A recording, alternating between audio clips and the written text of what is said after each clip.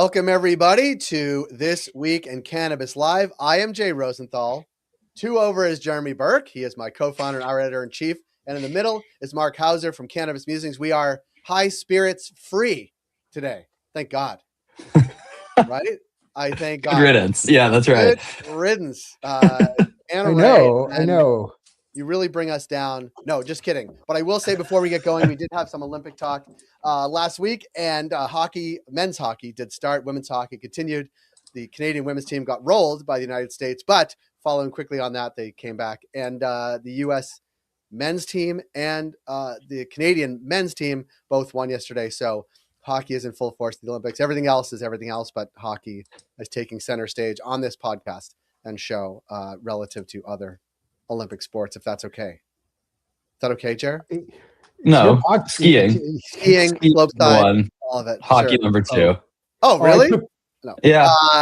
But biathlon first for sure. Oh yeah. Well, the kids were quite interested in biathlon. Craziest sport on earth. Yeah, that was. But before we do any of that Olympic talk, the New York Times. We're going to start with Jeremy and then you, Mark. The New York Times had an editorial. Jeremy, you're going to describe what it said and what it didn't say, because I think that's important too. But what is your take? And while you're talking, I'm going to put up the piece you wrote for Cultivated. Sure. Yeah. Thanks, Jay. So the New York Times ran an editorial on Monday, I believe. The base of the editorial was this, that it's time for America to admit that it has a marijuana problem. And now the editorial did 2 things. One is it ran through, a bunch of public health, policy, social science research, whatever bucket you want to put that in, to talk about all the problems of, increasing marijuana usage and this, what they see as this increasingly permissive environment towards marijuana usage in the US. What the editorial didn't do, and I want to be very, very clear on this, was it still was a case for legalization and regulation, despite how anti-cannabis the editorial was in a certain sense. It was a case that there are negatives associated with legalization. And now I'll get into, what they got wrong about that. But because of those negatives, they should tightly regulate the industry. There was a prominent drug policy researcher, Mark Kleiman, who passed away in 2019. And his view of drug policy was that it should be grudging toleration, meaning it should be available, it should be allowed. Putting people in prison for using drugs or selling drugs is not an effective public health, intervention, but it should be tightly regulated. And so the New York Times basically wrote a version of this. However, where I pushed back on it in my piece for Cultivated was that, look, the New York Times editorial board, they're very, very smart in many domains, but this was, I would say, parachute journalism of the highest order. They really did not have a clear faculty with how social science research works. They took a lot of these broad observational studies, which are, any college freshman who takes a chemistry class knows that it's the bottom hierarchy of evidence, right? To evaluate a problem or an issue. And they took these broad correlations and said they were truth, right? These are things like there's increasing car accidents in states that have legalized cannabis. The jury is very much out that there's increasing psychosis. Some studies show that, some studies don't show that. And so instead of engaging with the complexity, they said, here's why this is all bad and here's the fix. And so look, I think there's a lot to be improved with how they actually evaluate these harms. I thought that was weak of the reporters, of the editors who put the piece together.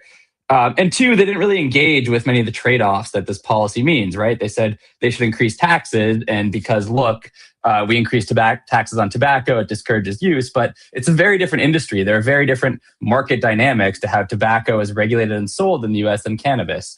So I thought the piece was weak for that reason. And the second thing they did not engage with, the biggest glaring omission, was that cannabis is extremely tightly regulated within the states it's legal in, right? Depending on what that state is, the package is regulated, the potency is regulated, the advertising is regulated, it's age gated, you have to show your ID 3 or 4 times just to buy cannabis in New York. And so look, I think it's revealing that the mainstream media still has a long way to go on this topic in terms of developing expertise. At the same time, I wrote in my pushback that there is a vibe shift here, right? Like, this was about as anti-cannabis as it gets, and it still was a case for legalization and regulation. And we can have that conversation, right? Like, I think the New York Times editors would be more than open to understanding where they may have fallen short on characterizing the scientific research. We can have that conversation. I think we've moved into a point where prohibition is something that even ardent anti-cannabis folks, besides some on the right, don't even agree with anymore. Yeah, I just put up a message from Dr. Kaplan. He posted on X, probably your X, Jeremy. Some notes on this as well. Mark, what was your thoughts, I guess, on the piece, on Jeremy's writing? And then I also want to talk about what I'm calling a concerted effort to like amplify what the New York Times wrote about and then categorize it as anti-cannabis overall. But go ahead, Mark. What are some of your thoughts? What are some of your musings? I thought, Jeremy, you were spot on. That it's hard. We shouldn't and can't really dismiss the New York Times op-ed piece as just an anti-cannabis screed, which some quickly did, because you're right, it wasn't. It's ultimately for cannabis. It's just it's just sort of the how we get there is I agree was wrong. I think, to me, it also it shows the confusion on the part of the consumer of the difference between hemp-derived THC products and cannabis that's bought in a dispensary, in a licensed dispensary. And it shows that problem, and I realize that's I just opened a whole can of worms there by calling it a problem. But, the Times didn't really respect that distinction. And a lot of the problems that it's trying, that it's addressing in there, like taxes, cannabis, licensed cannabis is already very heavily taxed. Licensed cannabis doesn't, you don't see the products, with like fake Skittles, being, it happens, but it's very, very rare. And it usually shut down pretty quickly for licensed products in dispensaries. All that stuff is, those problems are more on the, on the so-called intoxicating hemp side. And so, which even I think certain parts of the hemp industry have recognized that problem as well. And so, so to me, that was, I think, part of the issue, that it really is very much an education problem as well. As far as the amplifying, I mean, it's funny, Jeremy, that you pointed out in particular Alex Berenson and Chalmers. I'm blanking on his last name. Chalmers is an ex-promoter, self-promoter extraordinaire up there with like Altman and people like that. And Alex Berenson, is one of the wrongest people on the internet. I mean, he wrote before he went into the whole COVID vaccination bit. He wrote an entire book on the evils of cannabis, which, there was an article in The Atlantic that basically debunked the entire thing. So, but then again, who cares? Like, everybody yelling on X about, about the evils of cannabis. Who's listening? That's about as effective as an internet poll. Yeah. So I don't know. It is, except I would say in one small circle, and that is actually journalists. That's a fair point. Though less so than it used to be, I would argue. It's less so. But I would say this. I think, Mark, to that point, like, these voices, the unfortunate reality of our current information environment, our political leadership, is that these voices are influential, right? And not on the merits, but just, I think of like a bard shouting around a fire 3,000 years ago. Like, that's sort of what they're doing. They're trying to get all this attention, and they're shouting into a void. But unfortunately, that void may encompass the president of the United States and his top aides, right? And so that's part of the risk, right? And not to say that Alex Berenson is a reasonable individual. Chamath, I think he was once a reasonable individual, maybe less so these days, but just the very fact that they do have platforms, and not only do they have platforms, they also misread the editorial, right? Like that's part of what I was saying. It's like they clearly rushed a tweet without actually reading the full piece. And so, I think this says something broader that we don't have to get into now about, our culture these days and how information works and travels. And, I just happen to know a lot about this very specific issue and know where, everyone who dives into it is very much incorrect. Can I shift? Oh, sorry. Can I use like that as a segue? Can I use that as a segue about information or policy or DC? Because there was a story posted on Marijuana Moment, I think this morning. Yeah, the 13th. Federal agency finalized rule for CBD Medicare coverage pilot program weeks ago. Key hemp stakeholder says this is utilizing comments from, hold on, I can get to it. But Charlotte's Web, the head of Charlotte's Web, about that the rules are made, they're just not out yet, and sort of the obvious thing is, what is the holdup? I don't know. Hold up, done, not done. Until it's done, nothing's done. And right. That's at least my sense. And same thing with the president's executive order. Same thing with the rules regarding CBD. Until it is actually done or scheduled to be done, it's just talk, no matter who is saying it. Mark, are you musing the same thing? Yep.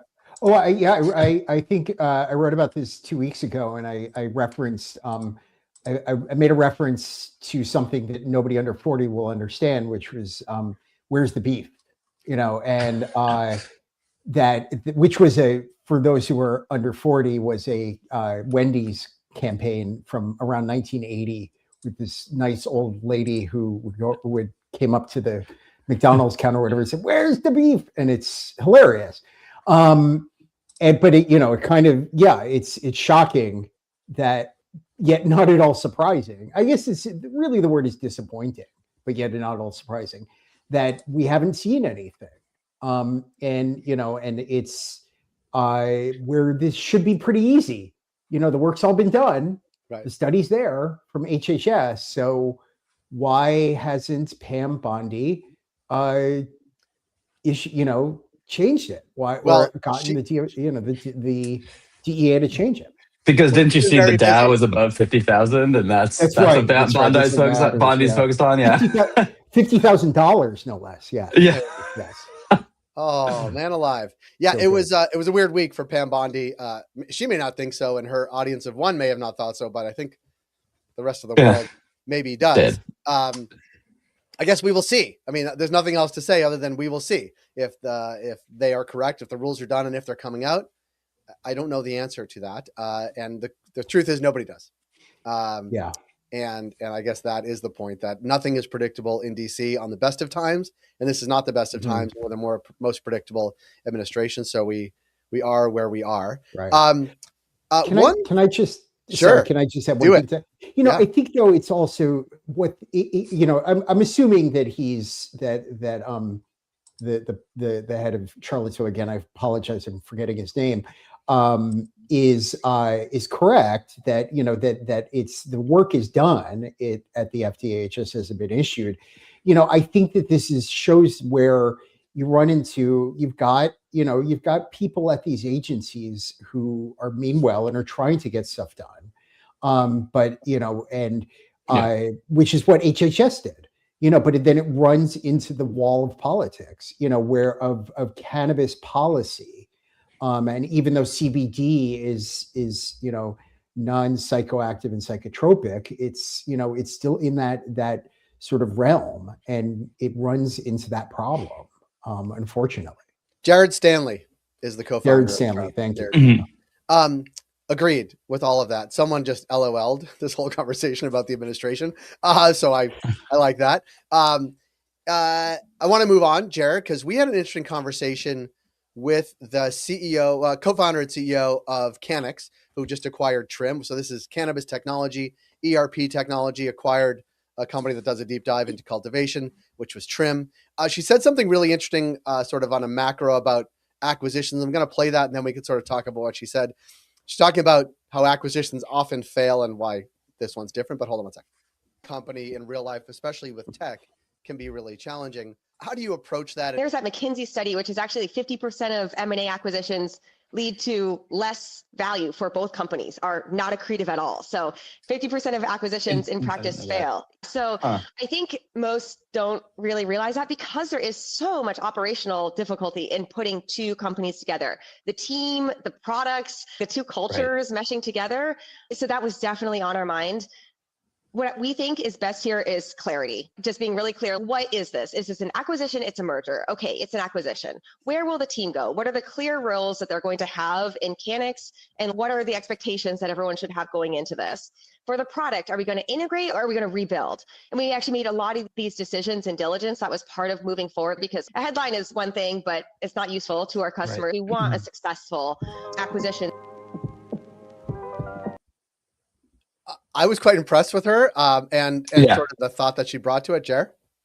No, I thought she was really smart, and good for her for leading a company through that. I thought I had never heard that stat before, and that could be my own sort of ignorance on the topic, but I thought that was pretty fascinating. That a lot of M&A kind of enriches the advisors rather than the companies itself, right? And so when you think about that, in terms of the industry this year, we have seen some accretive deals, right? Wild and Groon, Canix and Trym, which we've covered, and some, debt restructuring, et cetera. But it seems to me that, those predictions, and I think Mark will like to hear this, that, we're going to see deal mania this year, probably won't come to fruition. I mean, I think that's, the bankers like to hear that, the attorneys like to hear that, but the companies themselves may be better off just building. I've been a skeptic about, an M&A deal way for a long time. And, I remain skeptical, because I think it's real. And she's absolutely right. I mean, I've been a deal lawyer for 28 years, and both on, as well as in-house, and I've seen it. And she's right. Integrating two companies is extraordinarily hard. I wonder, some of that statistic is probably be interesting to understand how much of it is, whether it differs between, private equity sort of roll-up strategies versus that sort of like true strategic, where it's where they're going in from a different perspective, and again, that's not to denigrate private equity. It's just a different approach. But particularly also in this industry, all the challenges on the plant touching side, you're even more hamstrung by the fact that you can't, it's hard to integrate systems. It's hard to integrate standard operating procedures, supply chains, everything. And so, it's what's interesting about the Vireo strategy here. They have the checkbook of Chicago Atlantic, and they, and a lot of smart people behind that, and they're picking up some really good assets and really cheap. But but they've sort of acknowledged that, it's that they're not really ready to integrate them all yet. They're going to operate them separately, which, is kind of admitting that that part of it's really hard. So, yeah. No, yeah, I was going to say, just careful about denigrating private equity in front of me. But I'm not. No, I know. Yeah.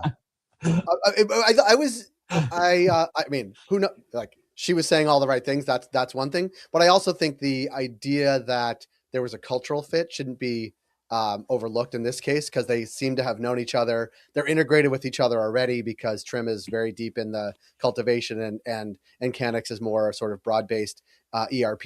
But it was an interesting conversation, and of course we'll never know the deal terms, because they're both private companies. But it is interesting to sort of hear about a deal upon deal, 3 or 4 deals at the beginning of the year. Her take was that they all started before that, and it just happens to be early in the year, so it's a good time to announce it.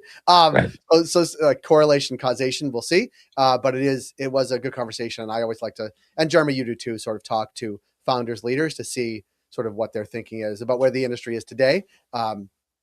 I want to bring up one more thing, because we launched something this week with our partners at Lit Alerts, which has gotten some attention both from our audience and other audiences too, I'll say. And this is what we're calling the eighth index, which is tracking 5 East Coast markets and what an eighth costs. And what Lit Alerts calls the new state premium on eighths. And in this case, the oldest market, I think it's the oldest market in Massachusetts, eighths are the least. That's like obvious. But also, this is an interesting thing to track because it is the most commonly purchased cannabis product on the flower side. And so tracking the price and price compression in some cases is interesting to us. And I will just say that it is getting noticed across the industry because people are talking about it on LinkedIn. That's what I will say. And Twitter as well, if you're talking about us, that means you're following us, which is good for us and probably good for our partners at Lit Alerts as well. Mark, what I want to talk actually specifically about price compression because it happens in every market at some point during maturity. And you've worked with a lot of companies and been involved. Like, you have to be planning for that. And I'm not sure everybody is when markets open up. Yeah, I don't think anybody plans for it.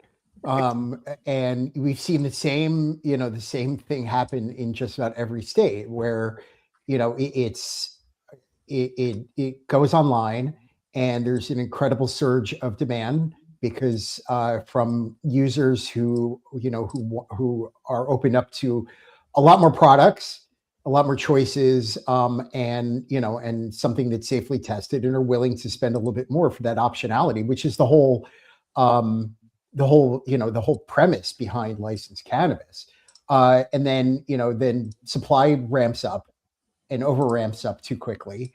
Again, this is generalizing, but and then that demand is finally filled, and the industry, for a lot of different reasons, can't and doesn't really sort of try to find ways to expand the market, right. Or hasn't been successful at it so far. And so then supply outstrips demand, prices fall, and then demand just kind of flattens out. And and then over time it's just been kind of dropping, and we're seeing that in a lot. I mean, Nevada just announced, I think sales were down 8% last year, I think, if that was the number. And it's a pretty mature market. Yeah, and lots of things are down in Las Vegas, whether it's alcohol sales. That's true. Yeah, that's true. But it's indicative of, I think, sorry. The other thing I would say, Jeremy talked about it when criticizing the New York Times, is that not necessarily people buy eighths, but people who buy frequently, they are the least price flexible, but meaning that they can get weed lots of places, right? Like legal channels are just one. If the price is too high, they'll go somewhere else, and somewhere else is not necessarily in the legal market with taxation, all of that. So there's something in here, even for the New York Times editorial board, Jeremy. Mm-hmm. I was just going to say, it's a classic. I don't know if I explained that super well. It's just a classic, like, micro econ problem. Like, there's, the demand is elastic. It's very substitutable, right? Like, not to get into all these econ terms, but, this is, I guess the point I was trying to make with the New York Times is this is like pretty 101 stuff. Like, anyone who's like looked at how a market functions in an econ class could have probably written about that a little bit better. And being armed with information that we get from our partners at Lit Alerts allows us to have a much more comprehensive view. So when we do talk about policy and where policy and business intersect, I think we can be very, very specific about it. I think, yeah. That's a good point to make the point that it is very sort of micro, because it really a lot of it depends on where you are. Cities like New York and like Vegas, where there are a lot of dispensaries, it is very hard to compete on, to raise price, because the pricing is so competitive, because it's just as easy to walk down the street. And there's a lot of good information out there about, what your competitors are charging. Right. And if there wasn't an illicit substitute, there just is a cheaper substitute, right? It's pretty easily available, low friction, so. Yeah. And there's not a lot of brand loyalty yet in this industry. Right. Because there's not a lot of strong brands yet in this industry. There are some. Not on the flower side. Certainly not on the flower side. Yeah. Yeah. It is interesting. So we'll have the New York Times editorial people on next week. I'm just kidding. They're definitely, Jeremy, you'll never talk to them again. Yeah, Jeremy, probably not. It's okay. You should write an op-ed in response. I don't know if I tried. The unfortunate thing is I emailed them. I tried. I think the last thing I'll just say on this is I'm going to make this point very delicately. I think when the pro-cannabis reform movement was very much focused on social equity and social justice, it had a lot of sympathetic ears in the mainstream media. And, post Trump 2, it has turned into a very industry-led reform movement, right? Like they're talking about things like banking and taxes, and this carves out a lane, for the prohibition side to say, don't give these big businesses a tax handout. And it also makes journalists think a little bit differently. Like they're thinking a little bit less about Black Lives Matter and thinking a little bit more about how do we report against creating, a new big tobacco. Whether that's true or false, I don't know. But I think, part of the reason why, they're not so willing to get a pro-reform voice is because they look at pro-reform as pro-industry, right? And so I think there has been, those two movements, which are very different, have been conflated in a lot of the mainstream press. That is my perspective. That is not, I don't know if that's true. That is my perspective. I'll say we that. saw that in Florida during the campaign. It was all about don't let these big businesses take over Florida's cannabis. 1,000%. And the irony of that is that the big businesses that are already in Florida are going gangbusters. It's over $1 billion market a year. And so it is a bit like these arguments are not the same. They do run into each other. They do butt heads, but how it plays out in the mainstream media or the paper of record in this case is telling. Yeah. Did you expect Floridians to have nuance in a political debate? I'm not sure, but that might have been given into it. I'm joking. I love my Floridian friends, but these things are very complicated. They're very nuanced. And yes, Ron DeSantis, the hand wasn't talking to the mouth, right? Like Ron DeSantis would say, don't give these big Canadian companies a tax handout. Meanwhile, they're making a lot of money within the current regulatory regime, and no one is really putting two together. Yeah. So that point is strong. We should go down there with a meth-fueled alligator wielding a sword. That'll be about right in Florida. So well, we'll probably all be down there in the next couple of months individually, I would imagine. Well, Mark and Jeremy, I appreciate your time today for this week in Cannabis Live. We'll be back next week, maybe with the folks from High Spirits, maybe one or two of them. We'll see. If not, we're going to get a guest. We'll bring in a guest co-host for this event. And go Team Canada. That's how I'm going to leave it on this Friday. Have a good long weekend, everybody. Be safe out there. And Mark, Jeremy, thanks.